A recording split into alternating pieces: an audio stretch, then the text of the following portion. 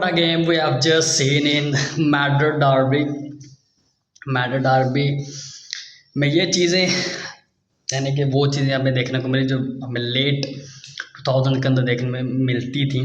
और Inter Milan और AC Milan यानी कि मिलान डार्बी के अंदर बहुत सारी ऐसी चीज़ें होती थी, लेकिन इस मैच के अंदर तो वायलेशन भाई साहब एंड लेवल पर पहुंच गई। और जिस तरह से इस मैच को रोकना भी पड़ेगा मैच को, यानी कि वो रेयर साइड्स होती हैं फुटबॉल के अंदर, यहाँ पे मैच ही रोक दिया जाता है कुछ टाइम के लिए, और वही कुछ इस मैच के अंदर भी हुआ।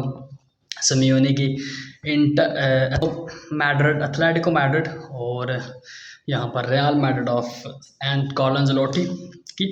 तो अगर बात करते हैं इस मैच की, तो बहुत इम्पोर्टेंट मैच था ये टाइटल रेस के अंदर। और मैंने आपको पहले भी बताया था कि जो रियल मैड्रिड की गैलेक्टिको टीम है उसके सामने अगर कोई आएगा और जिसके सामने मैड्रिड अगर स्ट्रगल करेगी तो बार्सिलोना और एथलेटिको मैड्रिड ही होंगे।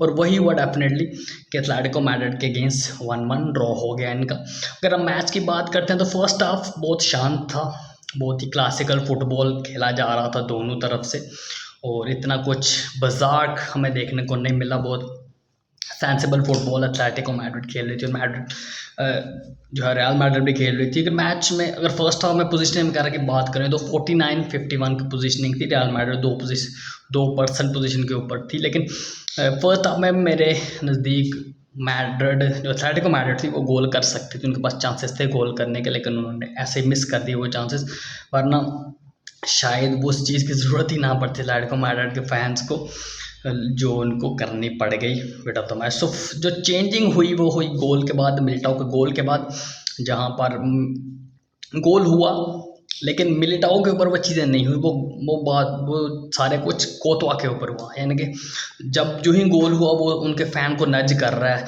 उसने हाथ मारना शुरू कर, उसी को एंगर इशू आ गया एथलेटिको मैड्रिड को। एथलेटिको मैड्रिड प्री प्लान थी इस चीज़ के लिए, अगर कुछ भी मैड्रिड ने ऐसा किया तो हम उनको जवाब देंगे थ्रू आउट फैंस, क्योंकि फैंस उनके प्रिपेयर हो गए थे, मास्क वगैरह उन्होंने लगाए हुए थे। और जब सिमियोनी और उनके प्लेयर्स गए तो उन्होंने यानी कि कन्वर्सेशन को भी ब्लॉक कर दिया। उनके कैमरे ने जब एंगल दिखाया वहाँ पर, तो वहाँ पर पूरा उन्होंने ब्लाइंड कर दिया। झंडा जो उनका एथलेटिको मैड्रिड का झंडा है वो उन्होंने लगा दिया गोल के बाद ही हुआ। तो उसके बाद बहुत सारी बाजार चीज़ें, बहुत ज़्यादा चीज़ें उन्होंने फेंकी भी ग्राउंड के ऊपर, और बाद में जाकर उस मैच को जो है वो पोस्टपोन करना पड़ेगा। सिमियोनी गए, उन्होंने कहा कि भाईजान शांत रहो, बहुत क्योस ना क्रिएट करो, लेकिन वो नहीं बाज आ रहे थे।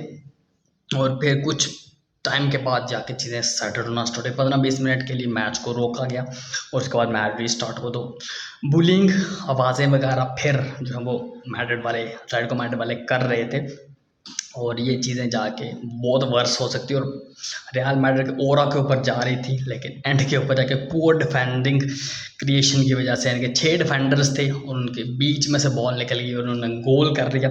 ऑफ साइड का होता ऑफ साइड जो है वो बच गया, वरना मैड्रिड ओरा के ऊपर जाती। लेकिन मैच 1-1 के ड्रॉ के ऊपर ख़त्म हो गया, और उसके बाद सोशल मीडिया के ऊपर जंग छिड़ चुकी है।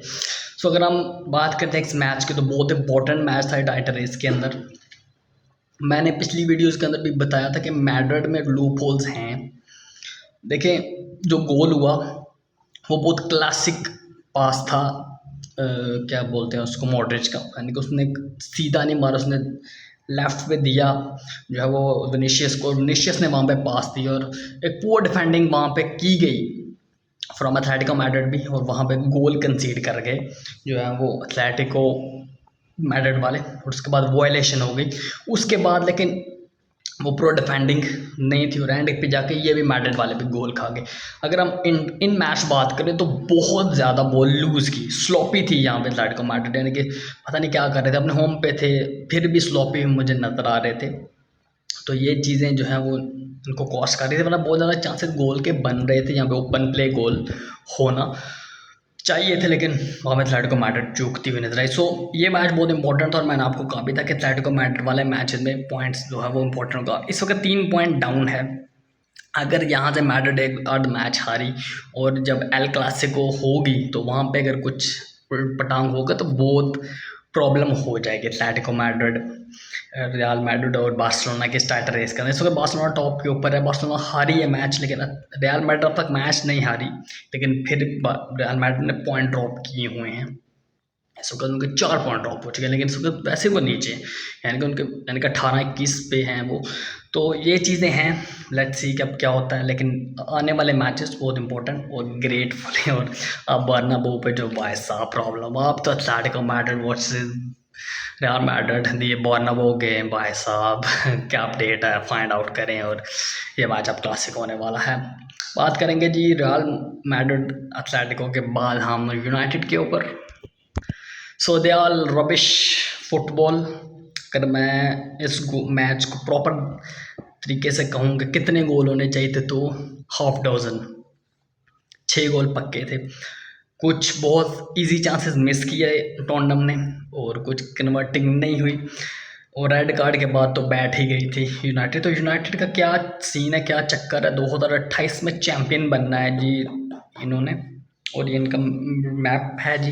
3-0 डाउन हो गए हैं, 3 गोल नहीं हुए इनके, यानी कि इस तरीके से जा रहे, रेड कार्ड भी ले लिया और उसके बाद तो नेरे ही बैठ गए तो टॉन्डम ने बहुत तरीके से बजाई है यूनाइटेड की, और यूनाइटेड के लिए अब कमर सीधी करना बहुत मुश्किल हो गया। 11th ऑन द टेबल है, और उसके बाद उनका जो यूरोपियन सिस्टम है वो भी ख़राब हुआ है। तो what is Ten Hag doing, ये तो चीज़ समझने से बाहर है। और इस वक्त कोई भी यूनाइटेड का फैन टेन हैग को पसंद नहीं करता। 3-0 आप हारे हो टॉटनहम से एट ओल्ड ट्रैफर्ड, वहाँ पे रूनी बैठा हुआ है और वो चीज़ें देख रहा है, यार क्या करता था मैं, और इस टेन हैग ने क्या कर दिया। और टेन हैग के ऊपर एक पोस्ट, जी भाई साहब इसको सैक करोगे तो ये देखो ये अपनी फैमिली को फूड कैसे देगा, यानी कि उसके पास 0 रुपया थोड़ा हो जाएगा, पैसे हैं तो उसके पास, छोटे क्लब में कहीं चले गए, चलो कोई ना रखे इसको, वो तो चलो डिफरेंट चीज़ है। लेकिन अगर ये लॉजिक्स आप यूज़ करना स्टार्ट करते हैं तो फिर तो किसी भी कोच को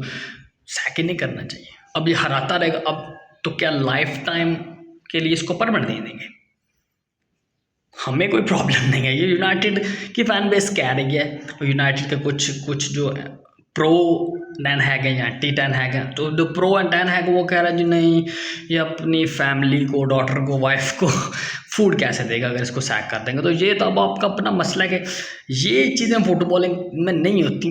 यू हैव टू विन, यानी कि एक प्लेयर है, ठीक है, उसके पेरेंट्स हैं, अगर वो मैच के ऊपर आता है, कोच उसको बाहर बैठाता है, उसकी मार्केट वैल्यू डाउन होती है, उसको टीम से भी निकाल दिया जाता है, तो वो क्या कहेगा कि भाई साहब देखो मेरी ये है। ये फुटबॉल के अंदर ये चीज़ें नहीं देखी जाती। होता है, डेफिनेटली होता है, डेफिनेटली चीज़ तो है, लेकिन अब क्लब क्या करेगा। अब हमारा बंदा गोल नहीं करेगा, वो ना खेल रहा है किसी काम का, ना ढंग का, तो क्या कहेंगे यार इसको नहीं निकालेंगे, हम निकालना तो पड़ेगा। अब आपको इम्प्रूव करना पड़ेंगे वो चीज़ें, वरना फिर आप सफ़र करोगे। तो ये चीज़ें डेफिनेटली बहुत ही रैबिश चीज़ें हैं। मैच के ऊपर क्या बात करनी है इनके बारे कि ना तो उन्होंने कुछ खेलना आता है, इनको खेलते हैं, पता नहीं क्या कर रहे हैं ये लोग। वो डेफिनेटली मुझे तो लग रहा है कि इनको सिस्टम चेंज करना पड़ेगा 2028, क्योंकि FA कप बचा गया और मैन सिटी ने कहा चलो FA कप देते हैं इनको, और बाकी प्रीमियर लीग के अंदर जो है वो 6 जो बिग 6 हैं उसको बिग 5 ही रहने देते हैं। और उसमें भी चेल्सी डाउन पे थी, लेकिन चेल्सी अच्छा खेल रही है इस season. So let's see what United done and what's is their future. और आज कुछ मैचेस होंगे चैम्पियंस लीग के, तो उसके ऊपर भी बात करेंगे नेक्स्ट वीडियो में। चलो ये वीडियो थी यूनाइटेड की, यूनाइटेड क्या फ्यूचर अपना डिसाइड कर लिया इनके ऊपर है, और एटलेटिको मैड्रिड का तो आपको सामने देख ही लिया कि that was crazy. Let's see Manchester city अब अपने चैम्पियंस लीग मैच के अंदर क्या करती है।